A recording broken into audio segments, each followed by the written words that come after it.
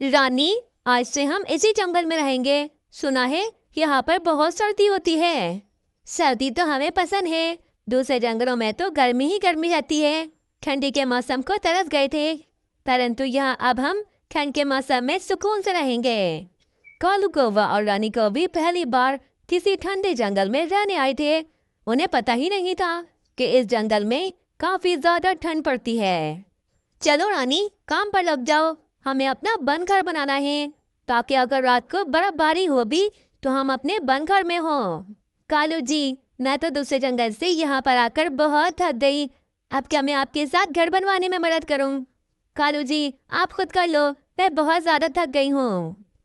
यार, हमें एक ही दिन में घर बनाना है, तुम्हें मेरी मदद तो करनी पड़ेगी। चलो चलो, जल्दी से काम पर लग जाओ। कालू कौवा और रानी कौवी मिलकर रात होने से पहले पहले अपना बंद घर बना लेते हैं। अरे, ये घर में आग क्यों जलाते कालू जी? रानी, सब पक्षी कहते हैं कि रात होते ही ठंड बढ़ जाती है, इसीलिए आग जला दी ताकि हमें ज्यादा सर्दी न लगे। लकड़ियों से आग जलाकर कालू कौवा और रानी कौवी सुकून से अपने घर में सो जाते हैं। वहीं जंगल में आज साल में पहली दफा बर्फबारी पड़ी थी, जिस कारण जंगल के पक्षियों ने आग जलाने के लिए लकड़ियों का इंतजाम नहीं किया था। मम्मा, कितनी सर्दी हो रही है। मुझे तो बहुत ठंड लग रही है। मम्मा, मम्मा, बहुत सर्दी लग रही है, कुछ करो ना। मानो, सर्दी तो मुझे भी बहुत लग रही है। मुझे क्या पता था कि आज रात को बर्फबारी हो जाएगी। आग जलाने के लिए लकड़ियाँ तो है ही नहीं घर में। आज रात हमें किसी तरह गुजारनी ही पड़ेगी। नहीं मम्मा, मुझे बहुत सर्दी लग रही है। मेरे पैर तो पूरे ठंडे हो रहे हैं। आओ आओ मेरे बेटे, मैं तुम्हें अपने पैर में छुपा लेती हूँ, तुम्हें ज्यादा ठंड नहीं लगेगी। बस, अब और ठंड बर्दाश्त नहीं होगी। जंगल में एक कौवा रहने आया है, मैं उसी के घर में जाकर उससे मदद मांगता हूँ। वहीं दूसरी तरफ मीनू चिड़िया और जंगल के बाकी पक्षी भी यही सोचकर कालू कौवे के घर पर आ गए थे। अरे, इतनी रात को आप सब पक्षी यहाँ मेरे घर पर? क्या बात है, सब ठीक है ना? वाह कौवे, तुम्हारा ये घर कितना ज्यादा गर्म हो रहा है। हाँ, वो ठंड की वजह से मैंने घर में आग जलाई है। कौवे, हमारे जंगल में आज रात पहली बार बर्फ पड़ी है। हम पक्षियों ने सोचा था कि एक हफ्ते के बाद पड़ेगी, पर आज से ही पड़ना शुरू हो गई। हमारे पास तो आग जलाने के लिए लकड़ियाँ भी नहीं हैं। हमारे घर बर्फ की तरह ठंडे हो रहे हैं। हमारी मदद करो कौवे, आज की रात बस हमें अपने घर में रहने दो। हाँ, हम सब पक्षी यहाँ मिलकर रहते हैं। आज तुम हमारी मदद करो तो कल कभी तुम मुश्किल में होगे तो हम तुम्हारी मदद करेंगे। तुम्हारा क्या मतलब है? तुम चाहती हो कि मेरे कालू जी किसी मुश्किल में पड़े? नहीं नहीं, ऐसा तो नहीं कहा मैंने, बस मैंने तो मदद मांगी है। अनाथ आश्रम नहीं खोला हमने जो हर पक्षी की मदद करें। चलो चलो, हमारे घर को खाली करो, जाओ यहाँ से सब। कुछ तो दिया करो, घर में आग जलाकर बैठे हो इसीलिए तुम्हें पता नहीं लग रहा कि बाहर कितनी ज्यादा सर्दी है। अगर तुम हमें घर से निकाल दोगे तो हम पक्षी ठंड से मर जाएंगे। मेरी बला से मर जाओ, मेरा क्या जाता है? तुम कौन सा मेरे रिश्तेदार हो? कालू कौवा ना किसी की मदद करता है और ना कभी किसी की मदद लेता है। चलो चलो, मेरे घर को खाली करो। कालू कौवा ठंड के मौसम में बेचारे पक्षियों को अपने घर से बाहर निकाल देता है। कैसे घमंडी कौवे हैं, इन्हें हमारा बिल्कुल ख्याल नहीं। अब कभी इन पर मुसीबत पड़ेगी तो हम भी इनकी बिल्कुल मदद नहीं करेंगे। सारे पक्षी परेशान होकर वहां से चले जाते हैं और आकर वे सब एक ही घर में सो जाते हैं ताकि घर थोड़ा गर्म रहे। सुबह हो जाती है, सूरज के निकलते ही वातावरण थोड़ा गर्म हो जाता है और पक्षियों को सुकून मिलता है। कल रात तो बहुत ज्यादा बर्फबारी पड़ी, वो तो अच्छा हुआ हमने अपने बच्चों को पैरों में छुपा लिया था, वरना हमारे बच्चों की जान भी जा सकती थी। हाँ मीनू चिड़िया, कल तो बहुत बुरी हालत हो गई थी। चलो, सब पक्षियों को जमा करते हैं और दूसरे जंगल से एक हफ्ते की लकड़ियाँ खरीद कर ले आते हैं। हाँ हाँ, एक बार में ही काफी सारी लकड़ियाँ खरीद लेंगे। मौसम का कुछ नहीं पता, कब और ज्यादा ठंड बढ़ जाए। मीनू चिड़िया और तोता फिर सारे पक्षियों को जमा कर लेते हैं। मैं जानती हूँ कालू कौवे ने कल रात हमारे साथ बिल्कुल अच्छा नहीं किया, परंतु वे हमारा पड़ोसी है। चलो, अभी उसे भी साथ ले जाते हैं। तुम अब भी यही कह रही हो मीनू चिड़िया? क्या तुमने देखा नहीं कि किस तरह कालू कौवे ने हमें मरने के लिए बाहर सर्दी में छोड़ दिया था? नहीं यार, मीनू चिड़िया ठीक कह रही है। अगर कोई बुरा है तो हमें उसके साथ बुरा नहीं बनना चाहिए, बल्कि अपनी रहमदिली से उसका दिल जीत लेना चाहिए। चलो तो फिर कालू कौवे को भी अपने साथ ले जाते हैं। सारे पक्षी फिर कालू कौवे के घर की ओर चले जाते हैं। तुम पक्षी भी ठंड से कितना डरते हो? मुझे तो अभी तक हंसी आ रही है। कल रात तुम सब पक्षी कितना ज्यादा कांप रहे थे। इसमें हंसने वाली कौन सी बात है? ठंड होगी तो कांपेंगे ही ना। इतनी भी कोई ठंड नहीं हो रही थी। तुम पक्षी तो बस ड्रामे करते हो। जाओ जाओ पक्षियों, खुद ही जाकर लकड़ियां खरीद लो। मैं और कालू जी ठंड से बिल्कुल नहीं डरते। हाँ हाँ, हम कौवे हैं कौवे। तुम पक्षियों की तरह नरम और नाजुक नहीं। हम बहुत मजबूत हैं। हमें कोई ठंड वंड नहीं लगती। कालू कौवा और रानी कौवी पक्षियों के सामने बहुत होशियारियां मार रहे थे। आज रात को और ज्यादा ठंड पड़ने वाली है। आज रात को तुम दोनों की सारी होशियारियां निकल जाएंगी। तुम तो चुप ही करो गंदी बुलबुल। आज रात में तुम्हें दिखाऊंगा कि कालू कौवा और उसकी पत्नी कितने मजबूत हैं। हमारे आगे ये ठंड वंड कुछ नहीं है। होशियारी के चक्कर में कालू कौवा घर में पड़ी सारी लकड़ियों पर पानी डाल देता है। देखो, हमारी लकड़ियां भीग गई हैं। अब ये नहीं जलेंगी। आज रात में और रानी इसी ठंड में आराम से सोएंगे। तुम दोनों की मर्जी है, परंतु मैं कह रही हूँ, लकड़ियों पर पानी फेंककर तुमने अपना ही नुकसान किया है। आज रात की ठंड तुम्हें बताएगी कि वे है क्या चीज। इतना कहकर वे सब पक्षी वहां से चले जाते हैं। पर कालू कौवे और रानी कौवी को जरा अंदाजा नहीं था कि इस जंगल में रात को काफी ज्यादा ठंड बढ़ जाती है। कुछ ही देर में रात हो जाती है। बर्फ पड़ना भी शुरू हो गई थी। सब पक्षी आग जलाकर अपने अपने घरों में आराम से सो रहे थे। कालू जी कोशिश तो करो, क्या पता लकड़ियों में आग लग जाए। ठंड की वजह से मेरी तो चोंच भी कपकपा रही है। कर तो रहा हूँ कोशिश, परंतु लकड़ियाँ गीली है, इनमें आग नहीं लगेगी। क्या जरूरत थी कालू जी पक्षियों के सामने होशियारी मारने की? इतनी ठंड तो मैंने अपने पूरे जीवन में कभी नहीं देखी। मुझे क्यों कह रही हो? होशियारी मारने में तुम भी कोई कम नहीं हो। दोनों कौवे होशियारी मारने पर बहुत सारा पछता रहे थे। रानी, अब मेरे पास एक ही उपाय है। हम एक काम करते हैं, हमारे घोंसले सूखे हैं, किन्हीं में आग लगा लेते हैं। थोड़ी गर्माइश हो जाएगी घर में और हमें ठंड नहीं लगेगी। हाँ, जो करना है जल्दी करो कालू जी, ठंड तो और बढ़ती ही जा रही है। वे दोनों मजबूरन अपने सूखे घोंसलों में आग लगा देते हैं। आग की गर्माइश से उन दोनों को अब थोड़ा सुकून मिलता है।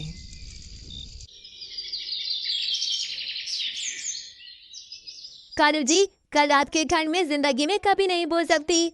अभी के अभी जाओ और जाकर ढेर सारी लकड़ियां लेकर आओ, ताकि आज रात ऐसा ना हो। हाँ हाँ रानी, अभी जाता हूँ। कालू कौवा कुल्हाड़ी लेकर फौरन लकड़ियां काटने चला जाता है। अरे देखो देखो पक्षियों, ये कौवा आ गया ना लाइन पर, कैसे लकड़ियां काट रहा है। क्यों भाई कालू कौवे, तुम तो हमारे सामने बड़ी होशियारियां मार रहे थे कि तुम्हें तो बिल्कुल ठंड नहीं लगती, तो फिर यहाँ लकड़ियां काटने क्यों आ गए? छोड़ो न तोते, कालू कौवे को देर से समझ आई, पर आ गई, ये बहुत अच्छी बात है। हाँ पक्षियों, मुझे अपनी होशियारी की सजा मिली कल रात। मुझे और रानी को मजबूरन अपने घोंसलों में आग लगानी पड़ी, तब जाकर थोड़ा सुकून मिला हमें। कालू कौवा फिर रात के लिए काफी सारी लकड़ियां काटकर अपने घर में ले आता है और सब कुछ ठीक हो जाता है। पक्षियों, आप सबको तो पता है ना, निक्की महाराज का जन्मदिन आने वाला है। उन्होंने हमारे लिए कितना कुछ किया, तो हमारा भी तो फर्ज बनता है कि उनके जन्मदिन पर हम उन्हें बढ़िया सा तोहफा दें। हाँ मीनू चिड़िया, तुमने तो दिल की बात कह दी। मैं भी मिट्टू महाराज को बढ़िया सा महंगा वाला तोहफा दूंगा। हाँ हाँ, हम जरूर तोहफा देंगे। आखिर मिट्टू महाराज हमारे जंगल के महाराज हैं। जंगल के सारे पक्षी अपने महाराज मिट्टू तोते को बहुत पसंद करते थे और सब महाराज की खुशी में उन्हें तोहफा देना चाहते थे। बस ठीक है, फिर कल ही मिट्टू महाराज को जाकर मैं बता दूंगी कि उनके जन्मदिन पर हम पक्षी मिलकर महाराज को दावत का न्योता देंगे। फिर आज का दिन गुजर जाता है और अगले दिन सुबह हो जाती है। महाराज, जंगल के पक्षी आपका जन्मदिन मनाना चाहते हैं। जिस कारण काफी बढ़िया आयोजन करेंगे और पक्षियों ने आपको ये न्योता भेजा है। बहुत खूब। हमारे जंगल के पक्षी हमें कितना पसंद करते हैं, इसीलिए हम उनकी दावत में जरूर जाएंगे। मिट्टू महाराज के जंगल की खुशहाली को देखकर पड़ोस के जंगल के उल्लू महाराज काफी ज्यादा जलते थे। ये जन्मदिन तुम्हारा आखिरी जन्मदिन होगा मिट्टू महाराज। तो मैं जल्द से जल्द मारकर तुम्हारे सुंदर जंगल पर मैं कब्जा कर लूंगा और 2 बड़े बड़े जंगलों का मैं राजा बन जाऊंगा। उल्लू महाराज, आप मिट्टू महाराज को नहीं मार सकते क्योंकि जंगल में बहुत शक्ति है। खासकर हमारे जंगल का कोई भी सैनिक मिट्टू महाराज के जंगल में जा भी नहीं सकता। हम वहाँ नहीं जा सकते तो क्या हुआ, मैं तब भी उस मिट्टू महाराज को मार कर ही दम दूंगा। इधर ही कालू कौवा उल्लू महाराज के जंगल में कुछ सामान लेने के लिए आया हुआ था। आखिर क्या लूं मैं मिट्टू महाराज के लिए तोहफा? मुझे तो सबसे बढ़िया तोहफा देना है, चाहे मेरे जितने भी पैसे लग जाएं, परंतु मैं सबसे ज्यादा अच्छा तोहफा दूंगा महाराज को। तभी अचानक एक नन्ही सी चिड़िया डगमगाकर नीचे गिर जाती है। कालू कौवा फौरन से उसके पास आकर उसके जख्मों पर पट्टी कर देता है। नन्ही चिड़िया, तुम कितनी प्यारी हो, पर तुम बिल्कुल चिंता न करना, तुम्हारे जख्म जल्दी ठीक हो जाएंगे और तुम दोबारा से उड़ने लगोगी। कालू कौवे को देखकर उल्लू महाराज फौरन से वहां पर आते हैं। अरे वाह वाह कालू कौवे, हमने सुना था मिट्टू महाराज के जंगल के पक्षी बहुत रहमदिल हैं और आज देख भी लिया, तुमने हमारे जंगल की चिड़िया की जान बचाई। हम तुमसे बहुत खुश हैं, मैं तुम्हें आज इनाम दूंगा। इनाम? नहीं नहीं, मुझे कोई इनाम नहीं चाहिए। बस नन्ही चिड़िया को मुश्किल में देखा तो यूं ही इसकी मदद कर दी। नहीं नहीं, इनाम तो तुम्हें मुझसे लेना ही पड़ेगा। सैनिक, जल्दी से इस कालू कौवे के लिए कोई बढ़िया सा तोहफा लेकर आओ। थोड़ी देर में सैनिक एक बड़ी सी काले रंग की कार लेकर आता है। यह है तुम्हारा इनाम, उड़ने वाली कार। यकीनन तुम्हें बहुत पसंद आई होगी। कालू कौवा उस कार को देखकर बहुत ज्यादा खुश होता है। तुम जाओ कालू कौवे, थोड़ी देर में हम ये गाड़ी तुम्हारे घर तक पहुंचा देंगे। कालू कौवा खुशी खुशी फिर अपने जंगल चला जाता है। हा, फंस गया जाल में मेरे। अब ये बेवकूफ कौवा उड़ने वाली कार मिट्टू महाराज को तोहफे में दे देगा, परंतु इसे क्या पता कि इस कार के ब्रेक फेल हैं। कुछ ही देर में उल्लू महाराज का एक सैनिक वे काली सी गाड़ी कालू कौवे के पास पहुंचा देता है। मैं तो यूं ही परेशान हो रहा था, परंतु अब मुझे तोहफा मिल गया।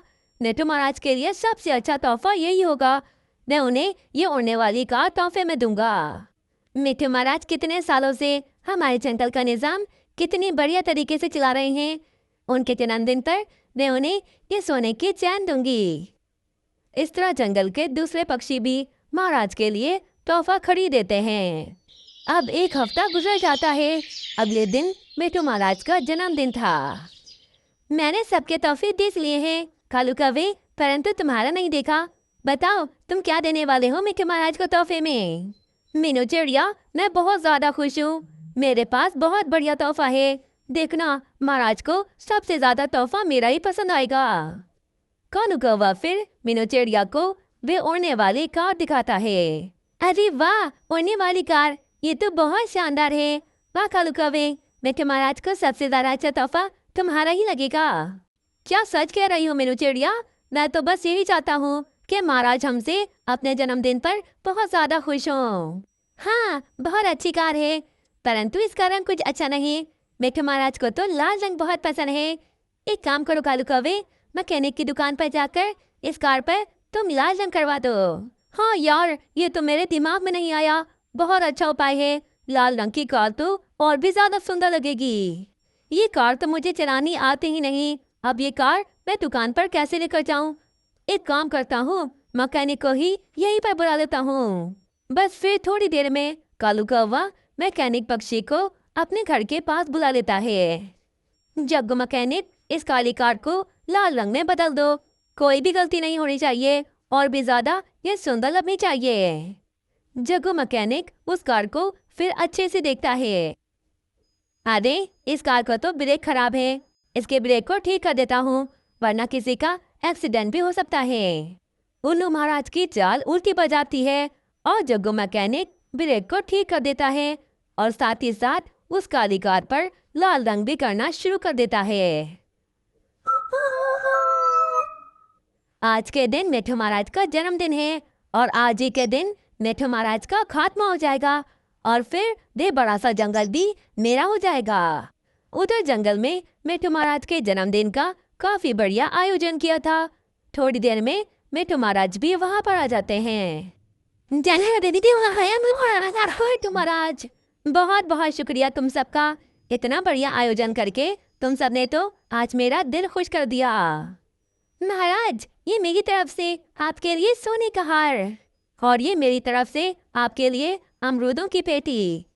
और महाराज, आप मेरे साथ चलें, मैं आपको दिखाता हूँ मैंने आपके लिए क्या बढ़िया तोहफा लिया है।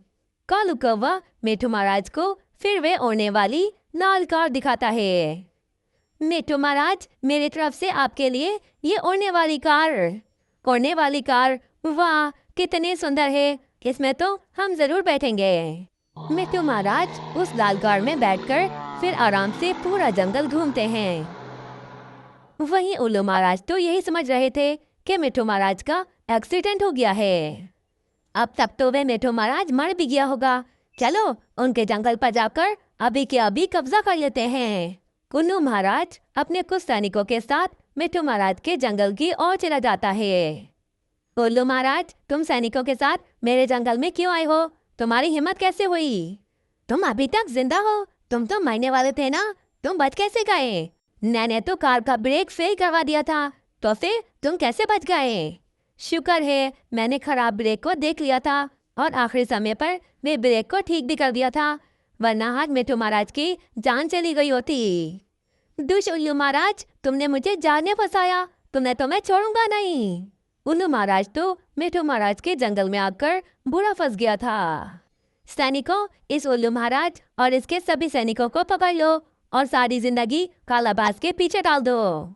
बस फिर उस कमजोर उल्लू महाराज को उसके किए की सजा मिलती है और वे अपने सैनिकों समेत कालाबाज में कैद हो गया था। आज के दिन तो पूरा वातावरण बहुत गर्म था, हर तरफ गर्मी ही गर्मी थी। बाप रे, आज तो कुछ ज्यादा ही गर्मी हो रही है। लगता है सूरज बिल्कुल मेरे घर के ऊपर आ गया है, जाने का नाम ही नहीं ले रहा। रानी कौवी तो सड़ी गर्मी में रसोई बना रही थी। हाँ, सूरज को ही दोष दें पर अपनी गलती ना देखें। कितनी बार कह चुकी हूँ कि एक पंखा ले आओ, लेकिन मेरी बात सुनते ही कहा हो, मुझे गर्मी में मार डाला आपने। क्या तुम भी रानी हर वक्त पंखा पंखा करती रहती हो? पैसे होंगे तो ले लूंगा पंखा भी। बहुत पैसे हैं आपके पास, परंतु आप खा पी कर उड़ा देते हो। वैसे घर का सारा काम हो रहा है, जब मैं पंखा लेने की बात करती हूँ तो पैसे खत्म हो जाते हैं आपके पास। रानी आप चुप करो, वैसे ही इतनी गर्मी हो रही है, ऊपर से तुम मेरा दिमाग और गर्म कर रही हो। हाँ, मैं यहाँ रसोई में भोजन बनाकर गर्म हो रही हूँ, उसका क्या? मैं मर जाऊँ कट जाऊँ, आपको क्या चिंता मेरी?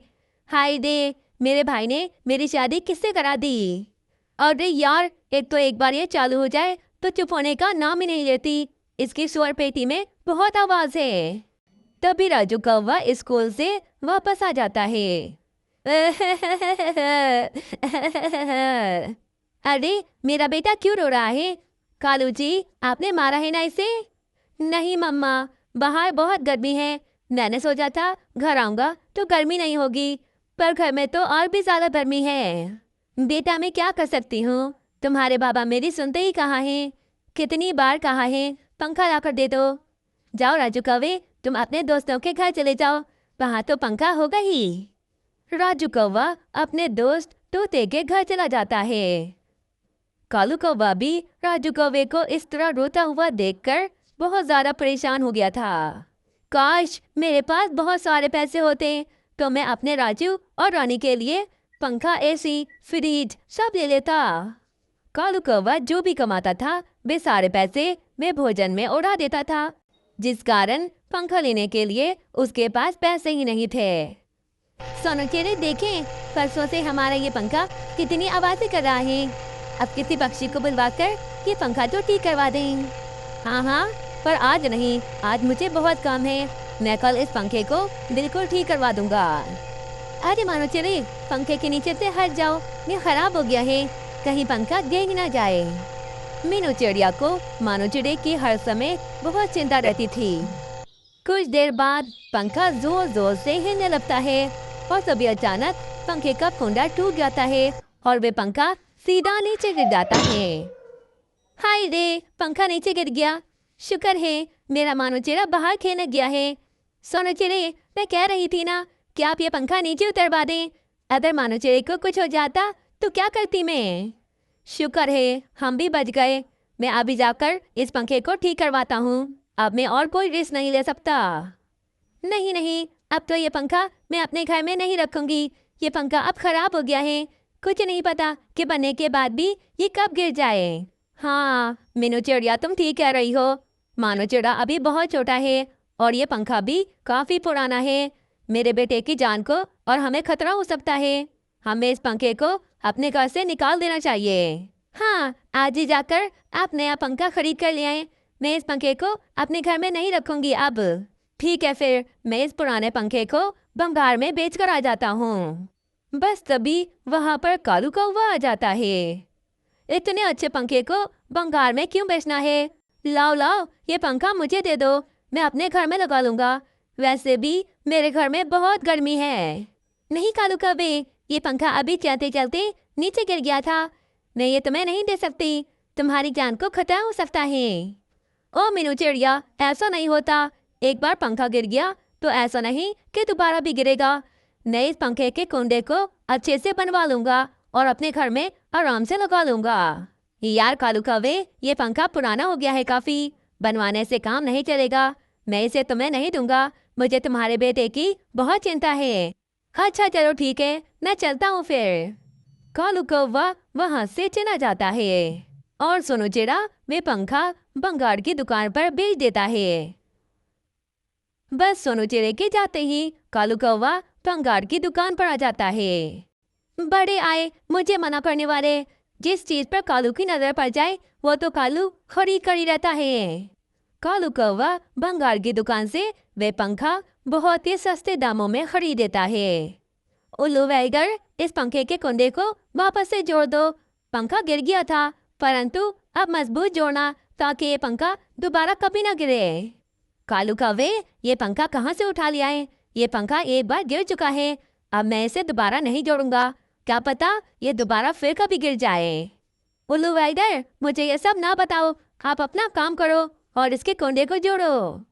कालू कौवा तो किसी की सुनने वाला नहीं था।